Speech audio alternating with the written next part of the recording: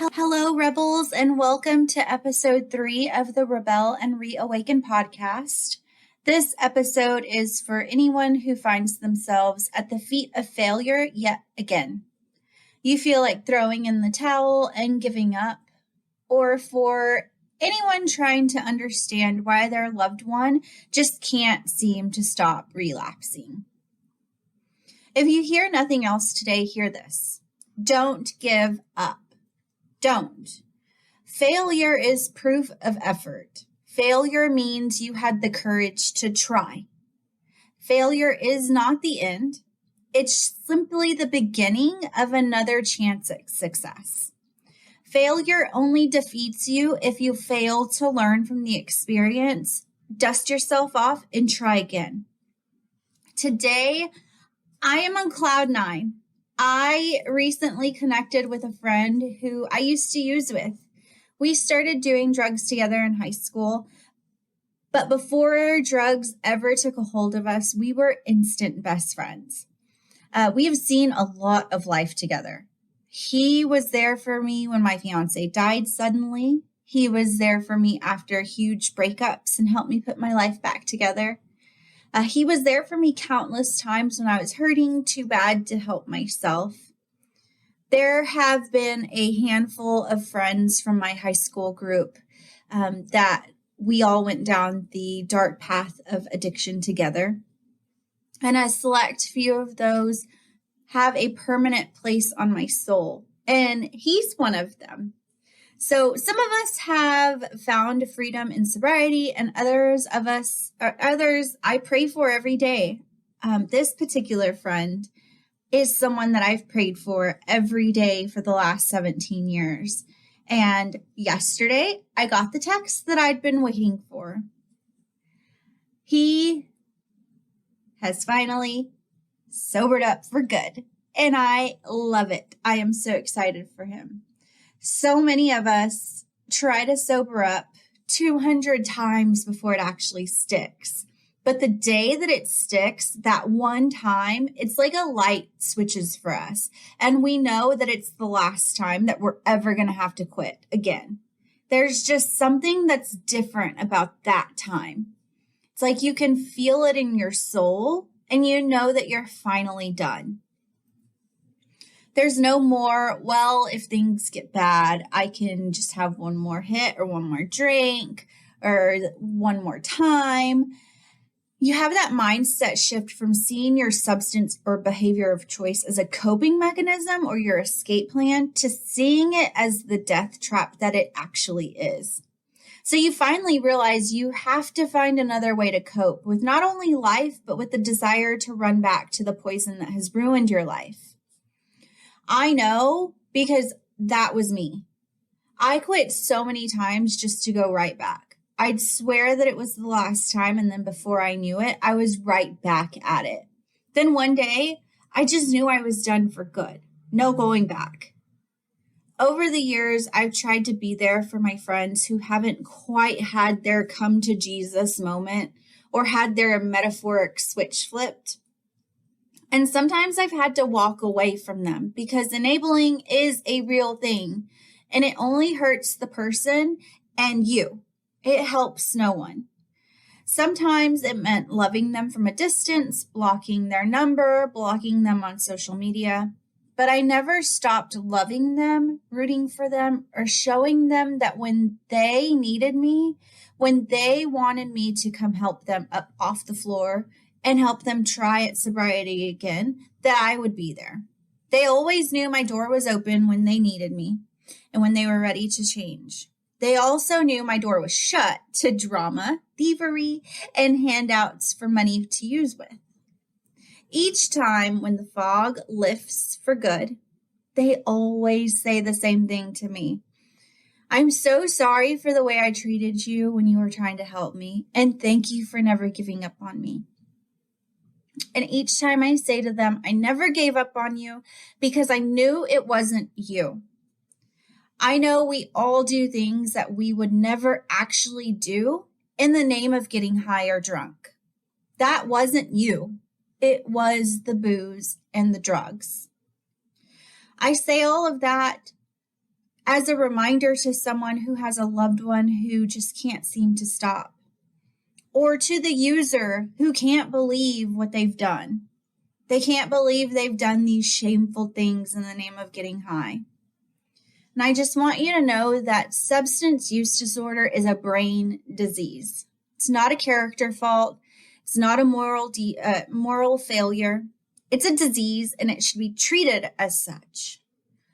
Our brain's ability to hijack who we are just to satiate the craving for our substance or behavior of choice is truly baffling. Like, addiction hijacks the brain and turns us into someone we most definitely are not. We become so dependent on the substance or behavior of choice that our brains begin to believe that it is more important than any other need in our life. I want you to think back to Maslow's hierarchy of needs, way back in high school psychology, or if you're unfamiliar with it, it's a theory that says that humans are unable to achieve emotional, social, or spiritual needs until their basic needs of food, water, shelter are met. So Maslow places our needs on a hierarchy, or like a triangle pyramid. I will link to it in the show notes, but imagine a triangle that's big on the bottom and small on the top. So at the bottom, we have the need for food, shelter, water. The next level up is safety needs, such as job, personal security, resources. The next level is love and belonging with friends and family. And then above that is esteem, social status, strength, and freedom. And then at the very tippy top of the pyramid is self-actualization, or being the most one can be. Maslow's theory was that we cannot progress up the pyramid unless our needs are met at our current standing. So unless we have food, water, shelter, we can't even begin to fathom needing love and belonging because we're so focused on merely surviving. We can't focus on establishing ourselves in society unless we feel accepted and loved by our family and friends, and so on. So it builds on itself. So I want to posit something. If one day you were offered a drink, a drug, or a behavior that suddenly met all of your needs, you didn't worry about food and water, it made you feel on top of the world, it made you the most fun person at the party, it gained you popularity, esteem, friends, status, and you felt like you were being the most you could ever be, then your brain would go full force into having that substance or behavior all day, every day, because it was a surefire way to achieve all of your needs in one place. That, my friends, is how addiction works. It takes over every part of your mind's focus because your brain thinks that that drug or that behavior or that drink can meet all of your needs. The more often you give your brain what it wants, and it's then rewarded with met needs, the more accustomed your brain becomes to defaulting to choosing that as the path towards happiness. Your brain begins to carve out these well-traversed roads that it starts to travel on autopilot. So feel happy, drink. Feel sad, drink. Feel mad, drink. Feel anxious, drink. Feel anxious about drinking, drink. Your mind has made drinking the answer to all of the questions, or drugging, or whatever. Fill in the blank. Gambling, sex, whatever your behavior drug choice is. With all of your mind's power working towards making you want to drink, how do you even stop? It's not that simple. It's not just simple willpower or having enough want to. You must retrain your brain to choose something else to meet your needs. You must create new neural pathways in the brain that lead you towards life-giving options and away from the life-taking drinks, or substance or behaviors that you've been engaging in. So it takes time and a lot of hard work to rewire the most powerful organ in your body, the brain. There are so many techniques out there to help someone stop drinking or using, but I'm going to give you my 3 favorites. And the 3 that helped me stay sober in the first few weeks and months after getting sober off of meth and then again off of the booze. Side note, there are some substances that can be fatal during detox. So please don't ever try to detox at home alone. If you're ready to quit, please call your doctor, visit an ER, or call 1-800-662-HELP. That's 1-800-662-HELP for help locating a detox center near you. Remember, this addiction has already taken enough from you. Don't let it take your life too.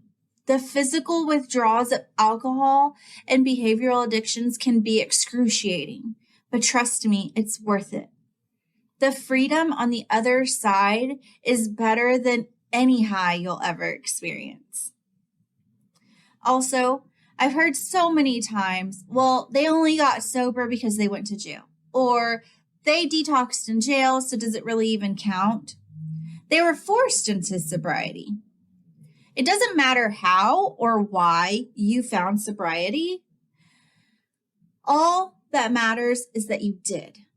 Your sobriety journey is just as powerful and meaningful as any other person who detoxed or finally quit outside of prison bars. Because guess what? Addiction is a prison to all who are trapped in it. Okay, I'll get off my soapbox now and give you my favorite 3 tips for recovering from failure. So tip number 1 is forgive yourself. I know it sounds elementary, but no, seriously, forgive yourself. I don't care if this is the first time you've fallen off the wagon or the 15th time you've fallen off the wagon. Remember everything I've said in this podcast. Every single part of your brain is working against you and working against your sobriety. So it is striving towards homeostasis, which you've given it for years. Your most recent past has been consumed with getting and staying numb to everything around you. So give yourself a break. You are undoing years of unhealthy coping mechanisms. You did not get sick overnight, and you are not going to get well overnight. So give yourself some grace. The very organ that is made to control you and keep you alive has come to see your substance or behavior of choice as a life-giving life support. And it has put it on the same level as oxygen. So it is no wonder you have struggled to stop so many times. I want you to remember that. You did not get sick overnight, and you will not get well overnight. It takes time and practice and grace. So I want you to put your hand over your heart and repeat after me. If you're driving, come back to this later, obviously, or just say it out loud. But there really is power in putting your hand over your heart. It's like giving yourself a hug. So if you can, put your hand over your heart and say, I am not a failure. I am not less than. I am getting stronger every day. And I am going to overcome this. I will conquer this addiction, and I will come out stronger. I am learning to love myself again, and I will give myself grace.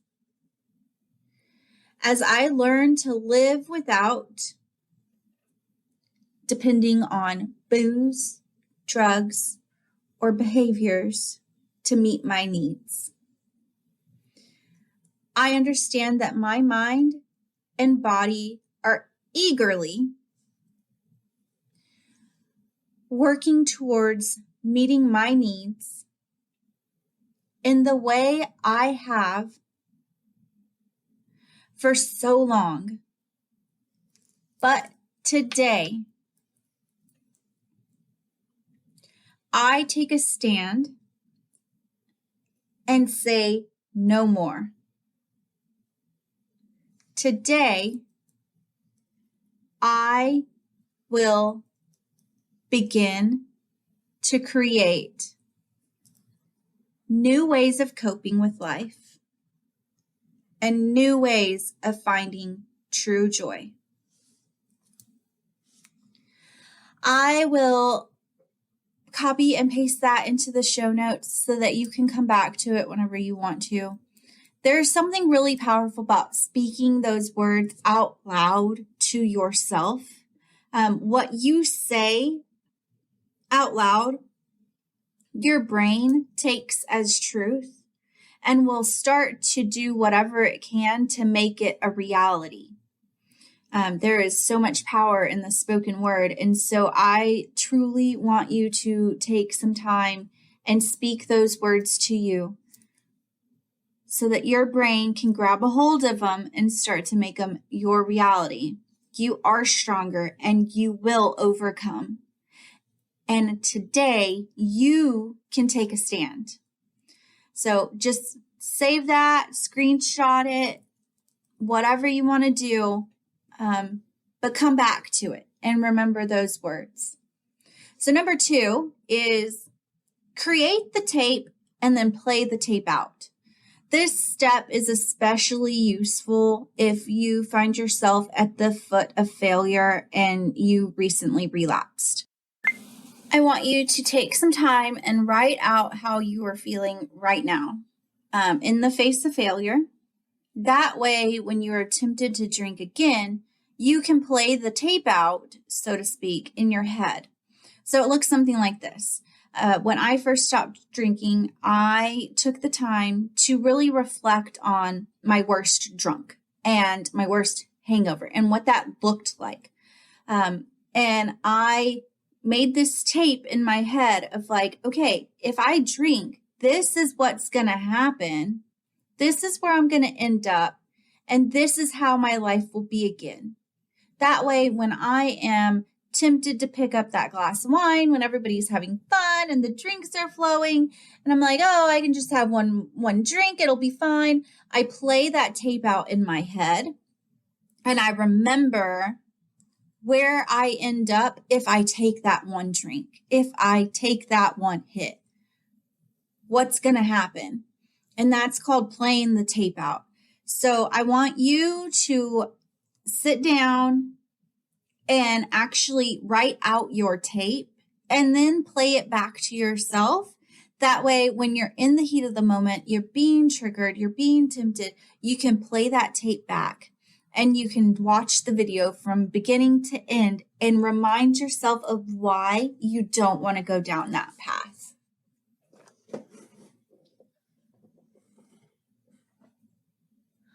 Helpful tip number 3, track the triggers. If you recently relapsed, I want you to sit down and write down absolutely everything you can remember about the days and hours leading up to your relapse. As I've discussed in this podcast, the brain is a powerful thing. At this point, your brain is trying to do everything it can to get what it craves, and you're starving it. Think the Walking Dead zombie and the hunt for human flesh. Like your brain is mindlessly searching for the next fix or drink. There was a study done, and it shows that the brain can begin to process a trigger so quickly that it happens before your brain can even signal to your eyes that it has seen a trigger. Yes, your body starts to crave your substance or behavior of choice before you can even register that you've seen a trigger. Isn't that insane? So, It's for this reason that it is so important for you to be aware of what your triggers are so that you can start to brace yourself for them before they have a chance to trip you up. By tracing your triggers, you may discover that you didn't even realize what your triggers were.